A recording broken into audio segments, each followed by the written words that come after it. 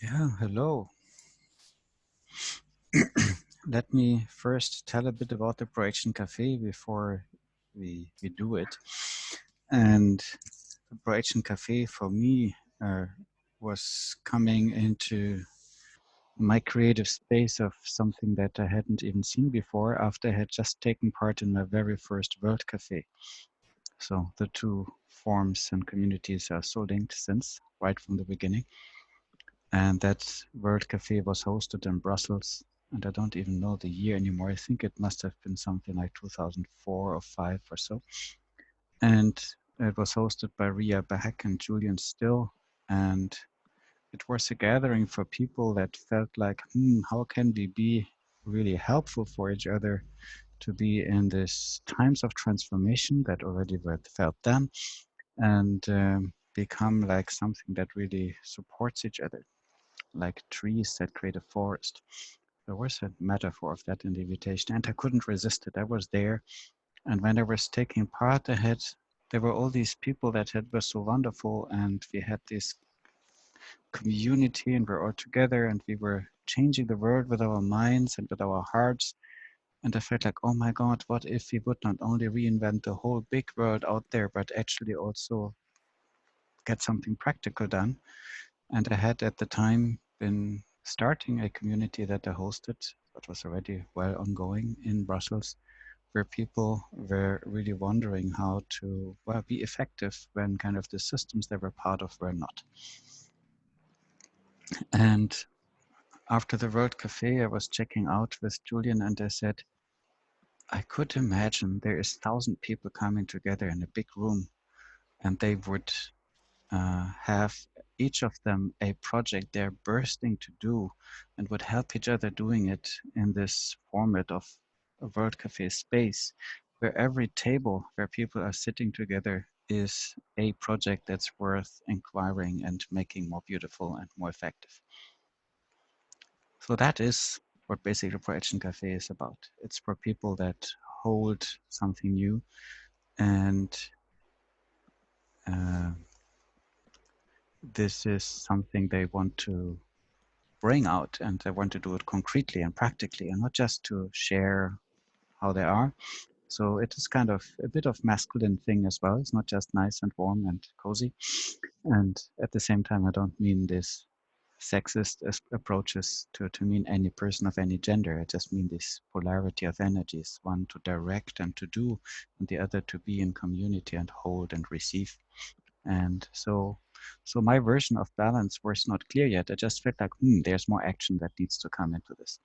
And together with Ria, we had a meeting in a Belgium bar, had a good beer, just one, and we're taking the backflip of a beer, beer cart to basically make a design for a thing that has become the Projection Cafe.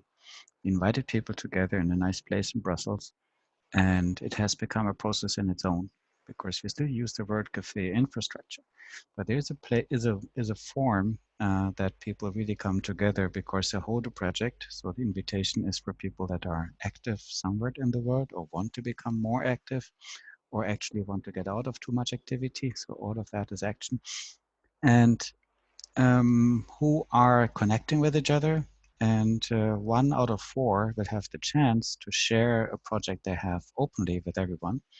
And all the other 3/3 of participants are very much invited to share implicitly by being around, by listening to sharing insights and their own wishes, and consult kind of by consulting others.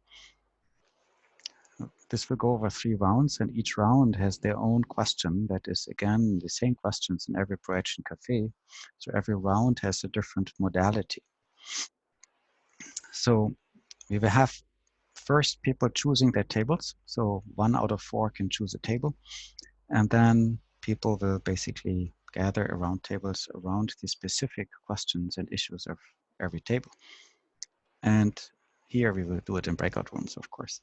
And the rounds that we are then using to process all this will be a first round that is there to basically let go of our question by being questioned. So the first round is typically about what's the quest behind the question. So people ask each other a lot of questions in round number one. And then after time, there is a bell that rings, or there's Amy that calls us back into the main room. And we will not share what's happened in between. Well, in the first evenings, we were gathering like a club evening, what we can't do right now. So even being close, sharing meals, kind of having a glass of wine. So of course people would share in between or would just socialize. So we will not do that here. We will just move straight into the next round because we're socializing in our breakout rooms anyway. And so the second question will be what's missing? So once the purpose and intent and what's really all about has become a bit more clarified, because this is a productive round in a Brighton cafe when people put anything on the table that is not and make it more complete. So you get action steps, you get questions that were not asked yet, clients, stakeholders, investors, whatever you might need for a project. Kind of, what did you forget about your own family? Do you really want to do this? And I don't know what, all this will come on the table. And this round kind of makes it a bit like more a project, what before might have been a loose question, or it might have just so much more clearer what's all entailed and so on. So third round, we shift again. In the third round, people will be asked, what are the next elegant steps? And often people ask me, what do you mean with elegant? Well, I just learned there has been an elder of the World Café that has coined that term of elegant steps way before me. So I'm bowing towards elderly wisdom. And but with elegance, I mean is that beauty is a sign of effectiveness. And elegant is also that people in the end might choose what they let go of to actually create space for the thing rather than adding more and more items on a way too long to-do list anyway. So this is the process we go through. We will close and we'll share, and we will share our gifts anyway from what we bring in any good gathering. But this is also good habit in Brighton cafes to come back into a circle and share the actions, the commitments. Sometimes people do marketplaces and sign up for the project of the others. The main idea is well, here it will be more to share kind of what do we learn, how do we connect, what can be really done. And the sharing is not only from the people that were hosting the tables with their projects, it's a sharing for the travelers to maybe reveal their hidden project they didn't speak about before in the big circle and share this time what did they take away. And a big takeaway from a traveler in this form can be that you listen to yourself. What is this sort of question or advice you're giving to someone else? And just notice maybe the recipient for this has been yourself. And so this aha moments is basically what we were sharing in the final round.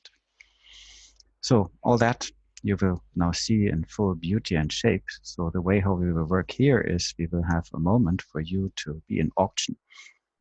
So you will be kind of being able to post your question by basically inviting us with just a few sentences that you want to host a table.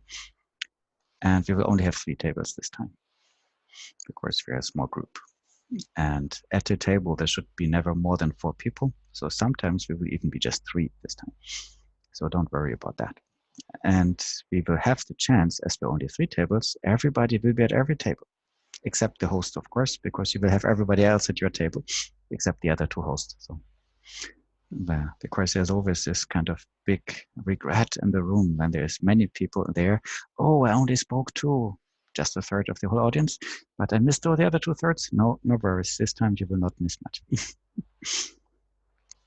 So, the beginning of it all is take a moment, take a deep breath, and let come to you. What is really the one project that, if it is somewhere hidden deep in your center, that if it comes up to you and wants to get closer to your voice, it will move up in your body. It will go through your whole lung system.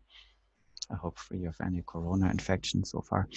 And it will get further through your throat and might want to speak from there. And you can't hold it back any longer. Then don't hold back. Just speak your invitation and be sure not to wait too long because it's first come, first served. So, but let's first really listen to what's the project, what's the question, what's the big issue that you have been maybe not even knowing that you carried it, but wants to speak to you now, and you want to give it voice.